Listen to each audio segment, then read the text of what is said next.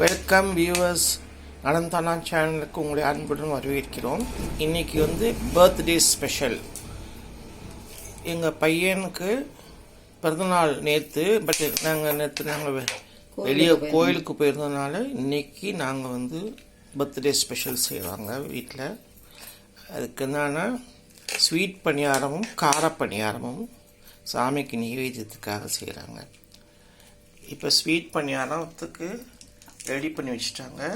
அப்பம்னு சொல்லலாம், பணியாரம்னு சொல்ல. ஸ்வீட்டுக்கு என்ன? ஸ்வீட்டுக்கு வாழைப்பழமும் வெல்லமும் போட்டு மிக்சியில் அடித்து எடுத்து வச்சுக்கிட்டு அதில் அரிசி மாவு 2 ஸ்பூன் போட்டேன். நம்ம கோதுமை மாவும் கலந்துக்கலாம். எங்கள் வீட்டில் அவங்களுக்கு மைதா மாவு கொஞ்சம் பிடிக்கும். அது இல்லாமல் ரேராக தான் யூஸ் பண்ணுவோம். இன்னைக்கு மைதா மாவு எடுத்திருக்கேன்.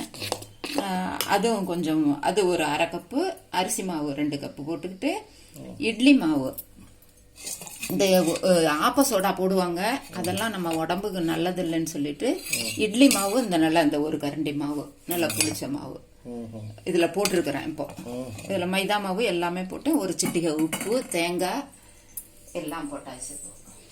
உப்பு, தேங்காய், ஏலக்காய் போட்டிருக்கீங்களா? ஏலக்காய் போட்டிருக்கேன். எல்லாம் போட்டு இது ரெடியா மாவு கலக்கி வச்சாச்சு. இதை நம்ம வேணும்னா குழிப்பணியார கல்லுலையும் ஊற்றிக்கலாம். நான் இன்னைக்கு குழிப்பணியார கல்லில் தான் ஊற்றி போகிறேன். எண்ணெயிலையும் நல்லா 1 கரண்டி மோந்து ஊற்றி நல்லா ஃப்ளஃபியாக வரும். அந்த புளிப்பு சத்து ஆப்ப சோடாங்கிறது அந்த உப்பலுக்காக தான் போடுறது, புளிப்புத்தன்மை வேணுங்கிறதுக்காக. அதுக்கு பதிலாக தான் நம்ம இட்லி மாவு சேர்த்துக்கிறோம். சரி சரி. இப்படி போட்டாலும் ரொம்ப நல்லா இருக்கும். ஆப்ப சோடாவே வேண்டியதில்லை. அதே மாதிரி உப்பு, கார பணியாரத்துக்கு நமக்கு வேணுங்கிற மைதா மாவு அதில் போட்டுட்டு, அதே மாதிரி 1 கரண்டி 1 ஸ்பூன் அரிசி மாவு. அரிசி மாவு போடுறதுக்கு பதில் அந்த மாவு கூட போடலாம். இதுல இதுக்கு அந்த மாவு மட்டும் கூட போட்டுக்கிறாங்க. இதுக்கும் இட்லி மாவு 1 கரண்டி மட்டும், 1 கரண்டி போதும். போட்டு உப்பு, உப்பு காரப்பத்துக்கு அளவு போட்டு, இஞ்சி தாளிச்சு போட்டோம்னா நல்லா வாசமா இருக்கும்.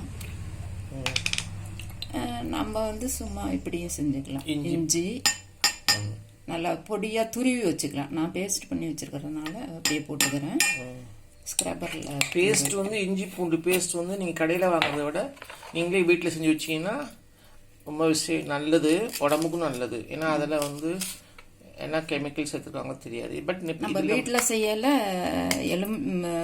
நல்லா தோலை சீவிட்டு ஓரளவுக்கு அரிஞ்சு வச்சுக்கிட்டு மிக்சியில் அடிச்சுக்கணும். அடிச்சுட்டு வலிக்க போகிற, அதாவது ஓரளவுக்கு அரைப்பட்ட சமயத்தில் எலுமிச்சம்பழம் 1 1/2 மூடி, எண்ணெய் 1 ஸ்பூன், நல்லெண்ணெய் ஊற்றக்கூடாது, கடலெண்ணெய், ரீஃபைண்ட் ஆயில் 1 ஸ்பூனு,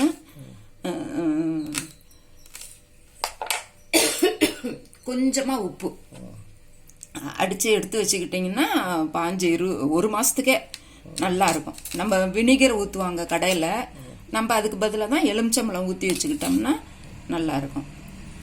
இப்போ பச்சை மிளகாய் கறிங்க, இப்போ இந்த இதில் போட்டுக்கிட்டா நல்லா இருக்கும். தாளிச்சு இப்போ இது தாளிக்க போகிறாங்க. புளிப்பணியாரம் காய வச்சுருக்குறாங்க, பார்க்கலாம்.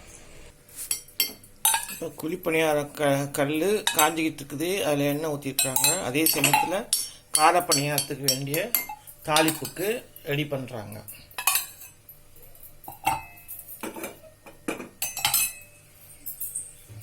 ரெண்டும் சைமல்டேனியஸாக நடக்குது. இதுதான் இன்னைக்கு பிரேக்ஃபாஸ்ட்டும். இதுதான் அந்த மாவு போடுறதுனால கொஞ்சம் நேரம் ரொம்ப நேரம் ஊறணும்னு கூட அவசியம் இல்லை. இது மாதிரி கலக்கிட்டு ஒரு 5 நிமிஷத்துலேயே ஊற்றிடலாம். கொத்தமல்லி போடுறாங்க. கொத்தமல்லி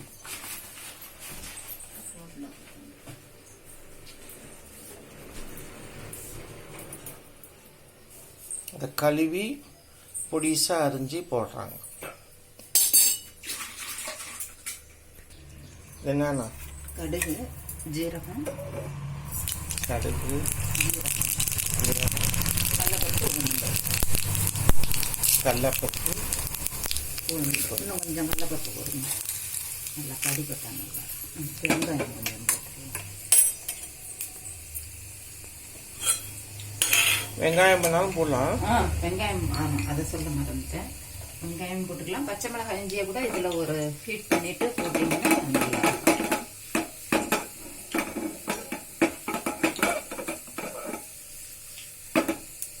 கடலைப்பருப்பு இதாகிடுச்சு. பெருங்காயம், இஞ்சியும் போட்டிருக்கோம்.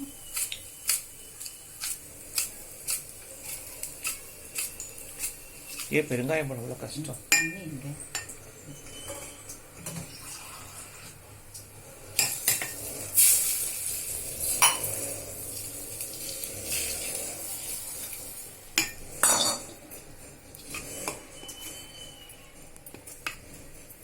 நல்லா மாவை கரைச்சிக்கிறாங்க. இப்போதான்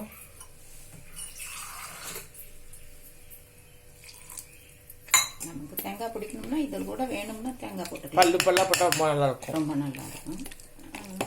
தேங்காய் துருணுவது இருக்குதா? இருக்குது. அதை கொஞ்சம் இதில் போட்டிருக்கேன். ஸ்வீட்டில் இதுலேயே கொஞ்சம் போட்டு.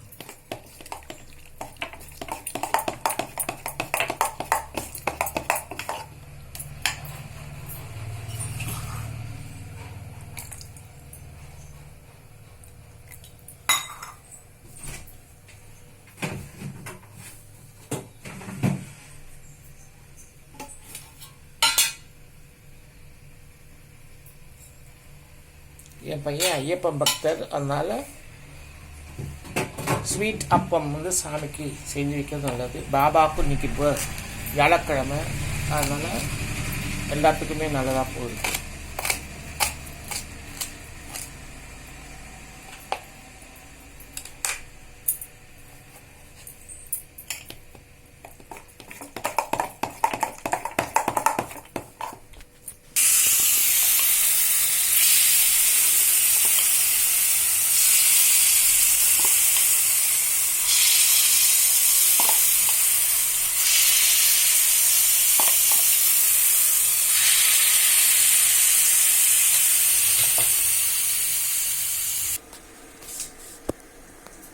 இதை பாருங்க,